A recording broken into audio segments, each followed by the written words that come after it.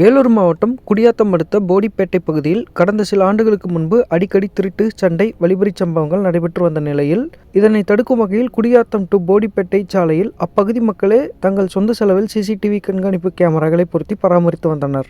இந்நிலையில் நேற்று இரவு நேரத்தில் அங்கு வந்த அடையாளம் தெரியாத நபர்கள் கண்காணிப்பு கேமராக்களை பார்த்ததும் அதனை உடைத்து சேதப்படுத்தியுள்ளனர். சிசிடிவி காட்சி பதிவுகளை வைத்து விசாரணை மேற்கொண்ட போலீசார் நந்தகுமார் என்பவரை கைது செய்ததோடு மேலும் இருவரை தேடி வருகின்றனர்.